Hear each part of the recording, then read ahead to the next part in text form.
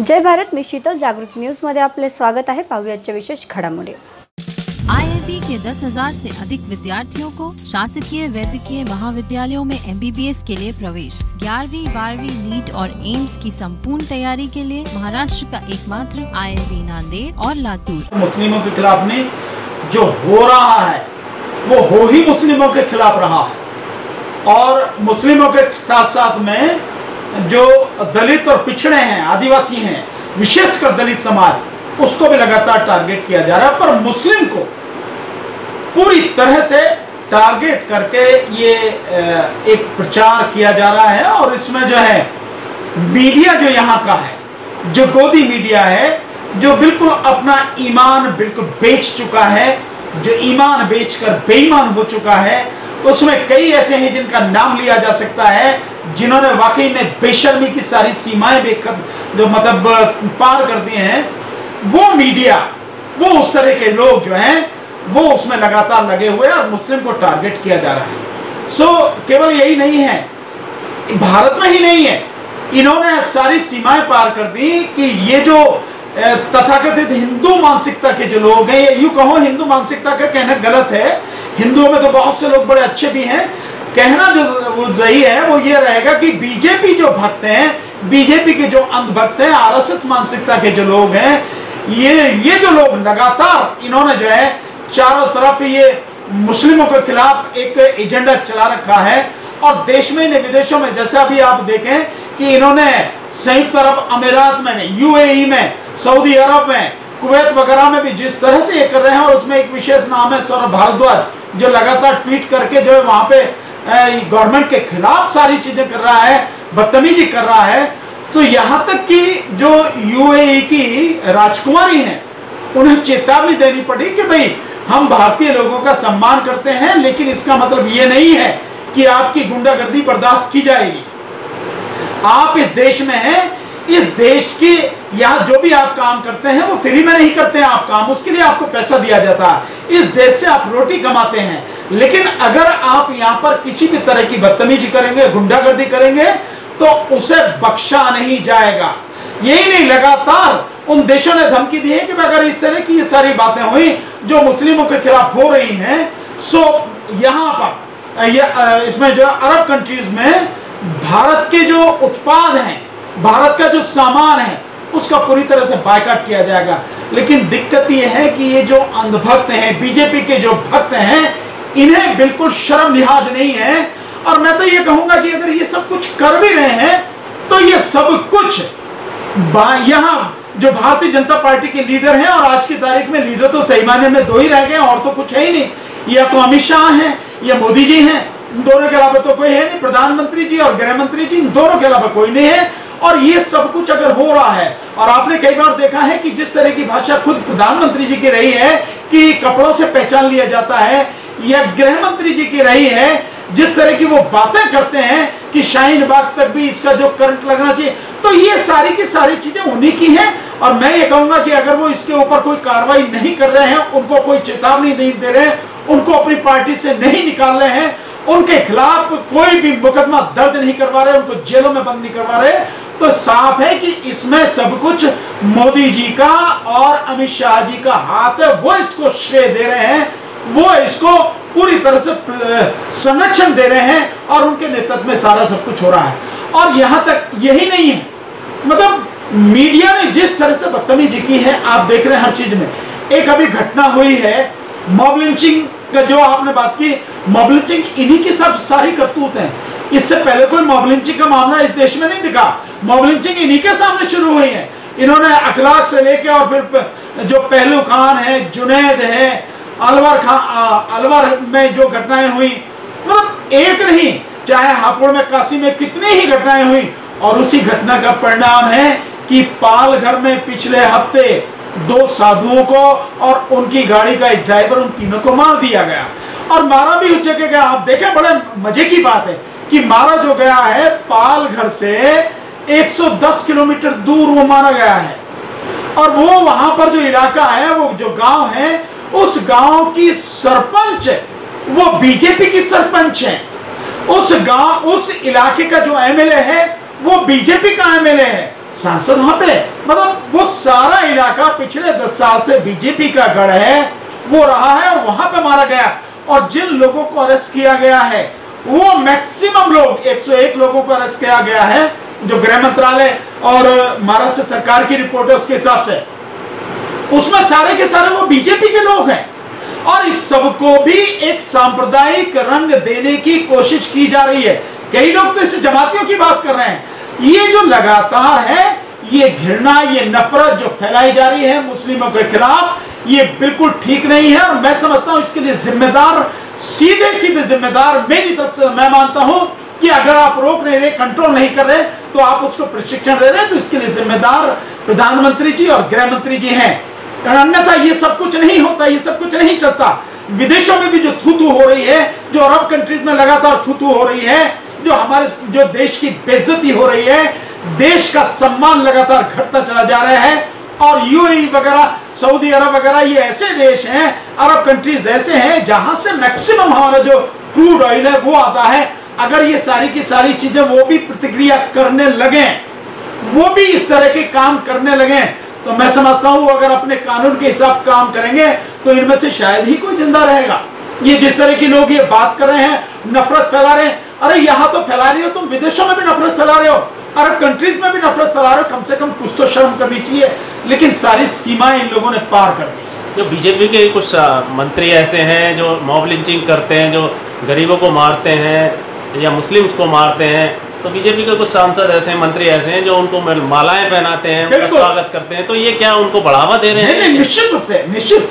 जयंत सिन्हा जो है, जो बीजेपी के मंत्री रहे, जो मॉब लिंचिंग हुई उसमें जाके उन्होंने माला पहनाई, तो ये क्या है मतलब? ये सीधा सीधा मतलब ये है कि आपको जो करना है आप करे रहो, हम तुम्हारे साथ में खड़े, हम तुम्हारा सम्मान करेंगे। तो न केवल मॉब लिंचिंग को बढ़ावा दे रहे हैं, बल्कि लोगों को गुंडा बनाने का ये काम भी कर रहे हैं। उन लोगों को जो अपराधी हैं उनको सजा दिलवाकर उन्हें सुधार की बात करनी चाहिए, बट इनको ये प्रशिक्षण, इनको जो है संरक्षण दे रहे हैं, इनको सम्मान दे रहे हैं, तो स्वाभाविक है कि ये कौन कर रहा है? ये निश्चित रूप से कर रहे हैं। अब लगातार आप देखिए कि किस तरह से एक प्रोपेगेंडा चलाया जा रहा है। लगातार आप देखिए इंडिया टुडे वाले ने किस तरह से जो है मतलब प्रोपेगेंडा चलाया, किस तरह से जो उन्होंने जमात वालों की जो है वो एक स्टिंग ऑपरेशन करने की बात कही, और उसके बाद में जब दिल्ली गवर्नमेंट, दिल्ली पुलिस ने उसका जो पर्दाफाश किया कि वो जो स्टिंग ऑपरेशन है बिल्कुल झूठा है जमातियों के ऊपर।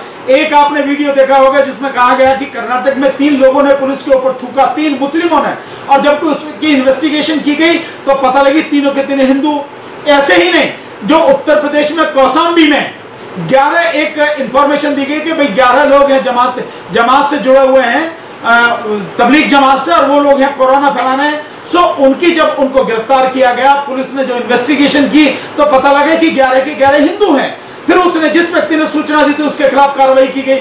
इसी तरह से लगातार आप देखेंगे कि यहाँ पे जो नोएडा में भी जो इस तरह की बात की गई, और ये जो रिपब्लिक टीवी वगैरह, इन सारों ने जिस तरह से वो कर रखा है, रिपब्लिक टीवी हो, चाहे ये आपका जो है जिसमें अमिश देवगन है ये है, और चाहे आपका जो दीपक चौरसिया है ये है, चाहे रजत शर्मा है, जिस तरह से झूठी खबरें लगातार ये फैला रहे हैं और प्रोपेगेंडा करके चला रहे हैं। कोरोना के उसमें हमें कोरोना से लड़ना है, देश को बचाना है, गरीबों तक खाना पहुंचाना है, वो ना करके एक मुस्लिम को टारगेट के लगातार कर रहे हैं। तो ये इस मीडिया वाले इस तरीके से गलत खबर चलाते हैं, तो इनके खिलाफ कोई कार्रवाई हो? क्यों इतना खुल के गलत खबर चलाते हैं? देखिए बहुत सिंपल, पूरी मशीनरी इनके साथ है क्या, इनके संरक्षण में? नहीं, बहुत सीधा सा है कि सैया भाई कोतवाल तो फिर डर का आएगा जब सरकार ही उनकी है और सरकार ने पूरा संरक्षण दे रखा है, वो सरकार के प्रवक्ता के रूप में काम कर रहे हैं। तो मैं ये कहूंगा कि मीडिया नहीं, बल्कि वो तो बीजेपी है। मीडिया का नाम खत्म कर देना चाहिए। जो ये मीडिया सारा कर रहा है ये तो पूरा बीजेपी हो गया, आरएसएस हो गया, और ये बीजेपी और आरएसएस का एजेंडा ही लगातार चला रहे हैं। और जब करने वाले वो हैं, कराने वाले वो हैं, तो क्या एफआईआर होगी? एफआईआर हुई भी है, पुलिस ने लगातार झूठ का पर्दाफाश भी किया है, चाहे वो नोएडा का हो, चाहे वो प्रयागराज का हो, और चाहे प्रयागराज यानी इलाहाबाद का हो, और चाहे वो फिरोजाबाद का हो, कहीं का भी हो, मीडिया ने जो झूठ फैलाया उसका पुलिस ने पर्दाफाश किया। पुलिस ने कहा कि ये बिल्कुल झूठ है, ये बिल्कुल गलत है, जमात का कोई नहीं है, मुस्लिम का कोई नहीं है। उस सब के बावजूद भी हो रहे हैं, उनके खिलाफ एफआईआर भी की गई है और फिर भी कुछ नहीं हो रहा। मैंने तो बहुत पहले कहा कि इन लोगों के खिलाफ देशद्रोह का मुकदमा चलना चाहिए इन लोगों के खिलाफ, सेक्शन 124A, क्योंकि ये देश को तोड़ने का काम करें। देशद्रोह क्या है? देश को तोड़ने का काम, देश को बर्बाद करने का काम, देश को बांटने का काम, देश में दंगा कराने की साजिश रचना, ये सब कुछ क्या है? यही तो देशद्रोह है। इसीलिए इनके खिलाफ में देशद्रोह का मुकदमा चलना चाहिए। लेकिन चलेगा कैसे? उन्हीं की सरकार है, वही करने वाले हैं, वही कराने वाले हैं, वही रिपोर्ट करने वाले हैं, वही इन्वेस्टिगेशन करने वाले हैं, और आगे तक हाल आप देख रहे हैं, ऊपर तक भी सारा का सारा आप हाल देख रहे हैं, कोर्ट तक से भी आप क्या स्थिति हो रही है, कोर्ट का भी रवैया आप सबको मालूम है। इसलिए इनके खिलाफ कोई कार्रवाई नहीं हो रही। लेकिन मैं आपके माध्यम से चेतावनी देना चाहता हूं कि ये भुलावे में नहीं रहना चाहिए इस मीडिया को, या ये जितने भी लोग इस समय रखें कि समय हमेशा तुम्हारा ही राज रहेगा, हमेशा तुम ही रहोगे। ये समय परिवर्तनशील है, समय बदलता रहता है, और एक दिन जब समय का चक्का घूमेगा, परिवर्तन होगा, बदलाव होगा, उस समय तुम्हारा क्या हाल होगा, इसकी भी जरा इनको कम से कम सोच लेना चाहिए कि समय बदलेगा तो निश्चित रूप से और बहुत कुछ बदलेगा, और सब कुछ जो तुम कर रहे हो उस वो बर्दाश्त नहीं किया जाएगा, किसी हालत में बर्दाश्त नहीं किया जाएगा। सो ये जो एजेंडा चला रहे हैं, इस एजेंडा को बंद करें, मुस्लिमों को टारगेट करना बंद करें, दलितों को टारगेट करना बंद करें। और दिक्कत एक क्या हो रही है, एक चीज केवल यही नहीं, बड़ी खतरनाक स्थिति हो रही है।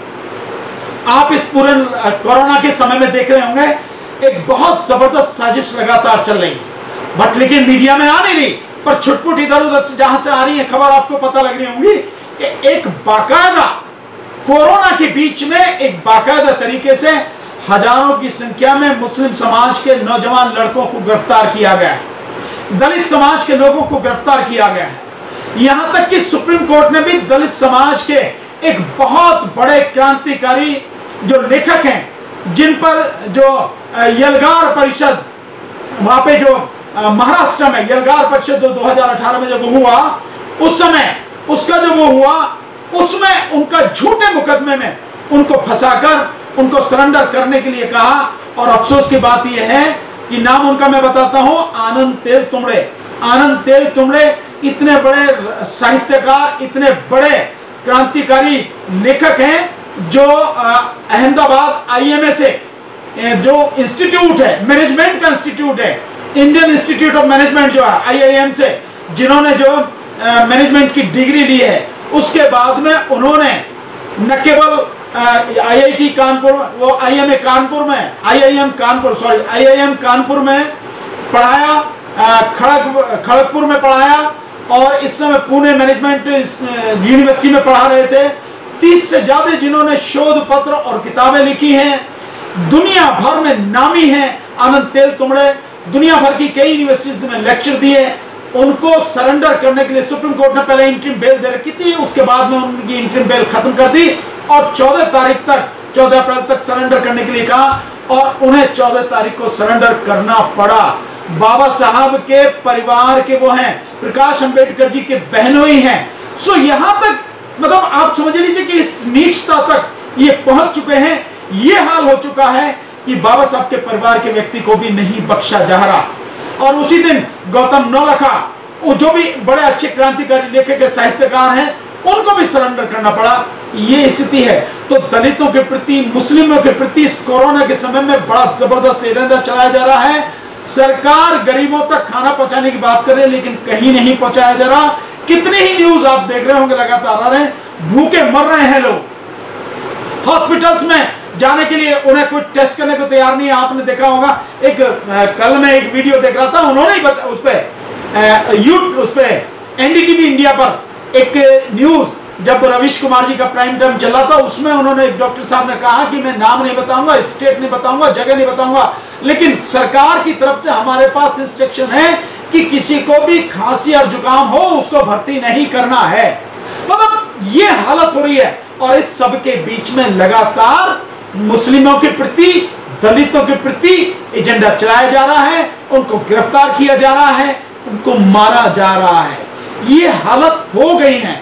सो जो आपका कहना है वो बिल्कुल सही है, और मैं समझता हूं कि इस पर रोक लगनी चाहिए। अगर रोक नहीं लगेगी तो बड़े इसके गंभीर परिणाम। आपने खाने की बात कही, एक वीडियो ऐसा भी आया था सोशल मीडिया पर कि बिहार में छोटे बच्चे मेंढक खा रहे हैं, उनको पास खाना नहीं है। नहीं, बिल्कुल आपने सही है कि वो वाकई में, तो अब आप इसी से अंदाजा लगा लीजिए कि बिहार में जो बच्चे हैं उनके लिए खाना नहीं है, उन्हें मेंढक खाने पड़े, तो क्या सरकार के वो सारे के सारे दावे झूठे नहीं हो जाते हैं, जिसमें सरकार कह रही है कि हम 80 करोड़ गरीबों को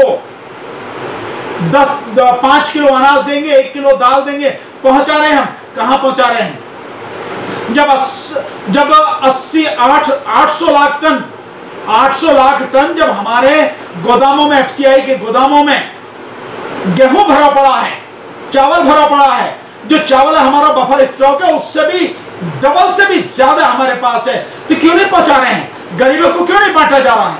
सीधे गरीबों को क्यों नहीं दिया जा रहा? जिसके पास राशन कार्ड नहीं है आप उसको नहीं दे रहे, अरे आप उसको आधार कार्ड देखिए, आधार कार्ड है उसके आधार पर उसको दे दीजिए, छुट्टी कीजिए, कम से कम गरीबों की तो भूख मिटे।